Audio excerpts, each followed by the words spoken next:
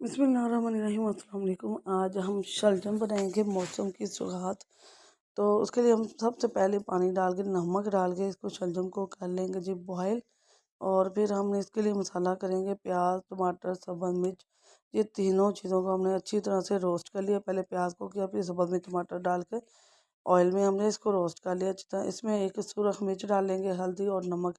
यही तीन चीज़ें हम स्पाइसेस के लिए बस इस्तेमाल करेंगे और कोई चीज़ इसमें नहीं डालनी है। तो यहाँ नमक जो है ना, मैंने उसके अंदर भी डाला था, थोड़ा कम डालूँगी कि नमक तेज़ ना हो जाए। तो अब इसको अच्छी तरह से भूनने के बाद इसके अंदर हमने मैश किए हुए अपने जो है ना शलजम डाल दिए। इसको हमने मैश कर लिया था और फिर इसका जो बाकी का पानी है वो हमने इसके अंदर ड्राई कर लिया, खुश्क कर लिया। तो यहाँ हम अल्हम्दुलिल्लाह जी हमारे जो शलजम तैयार है, इसमें धनिया डाल के हमने इसको गार्निश कर लिया। ज़बरदस्त मज़ेदार सी रेसिपी रेडी है।